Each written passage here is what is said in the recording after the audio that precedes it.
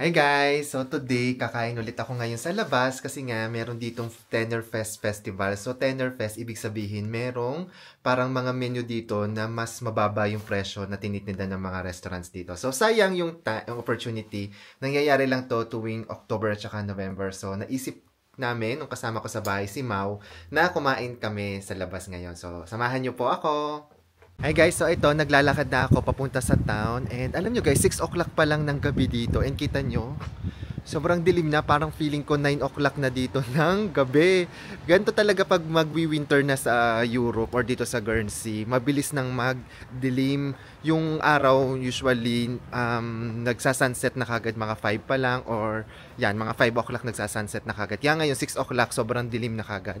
Kabaliktaran siya kapag summer. Kung naalala nyo yung mga vlog ko no summer, parang 8 o'clock na ng gabi pero maaraw pa. So ganun talaga. Ngayon, nandito na ako sa my town and ayan, 6 o'clock pa lang kita nyo. Halos wala na masyadong tao. And parang nag-start na silang mag-decorate dito for Christmas. So sana, pag nag-lights yan, i-vlog ko din. So lakad na po ulit tayo. So dito naman kami kakain ngayon. Ito, JB Parker. So kasama siya sa Tenor Fest. Tingnan natin, sana masarap yung mga pagkain nila. So ito siya. Pasok na tayo. Ayan guys, nandito na ako sa may restaurants and ito yung Tenor Fest na menu nila. So yung 3-course meal, 25 pounds. So 25 pounds, siguro equivalent yan sa peso, mga around 2,000 pesos. Which is not bad kasi dito medyo mahal talaga. Tapos umorder ako din ng beer kasi yung beer, yun talaga yung parang tubig nila dito. So medyo nasanay na ako. So ito yung in-order ko. And ayan, so sana masarap. So ayan, dumating na yung starter namin. Yung in-order ko is salmon tartar. So ito yung itsura niya. Tapos si Mau, ang in-order niya ay gyoza. Ito yung kanyang itsura. So tikman natin itong salmon. Parang siyang salmon sa sashimi lang. So may mushroom.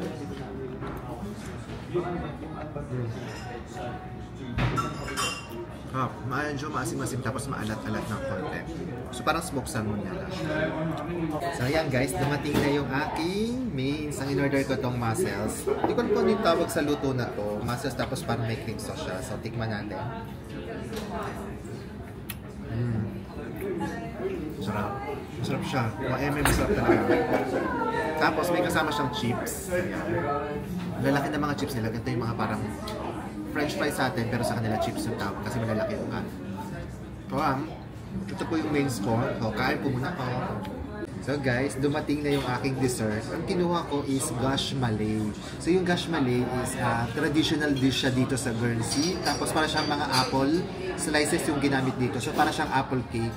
Pero mukha siyang pudding. So first time ko to. Ngayon ko lang nalaman na traditional dish pala to sa Guernsey. Tagal ko na nakatira dito pero hindi ko pa to natatry. So try natin. Mukha lang siyang pudding. Kaganti na konting ice cream. Mainit. Okay lang. Okay lang siya. Medyo maasim-asim. Hindi siya super sarap for me, pero hindi naman siya masama. So, sakto lang. Okay lang siya sa akin. So ayan guys, pabalik na kami sa bahay namin and tapos na kaming kumain. All in all, masarap naman yung kinainan namin and parang sulit siya kasi ang daming serving, di ba? So 3-course meal na siya and worth 2,000 pesos each. Masarap naman yung yung starter ko, yung salmon tartar at saka yung main ko na mussels. Hindi ko lang masyadong nagustuhan yung dessert kasi ewan ko, medyo maasim eh. Siguro hindi lang sa pang taste buds nating mga Pinoy kasi medyo maasim siya. Pero sabi ni Kuya Mike, yung nagsiserve doon, isang Pinoy pala, hello Kuya Mike, gustong-gusto daw siya ng mga lokal dito. Pero ewan ko, hindi ko siya masyadong bet, kaya pasensya na po. Anyway, so yun po, pabalik na ako dito. And ayan, kita nyo guys, 7:30 na ng gabi dito and sobrang madilim na and parang ghost town na naman, parang walang katao-tao, di ba? Ayun po, so thank you po sa pagsama sa akin ngayong vlog. Bye-bye po!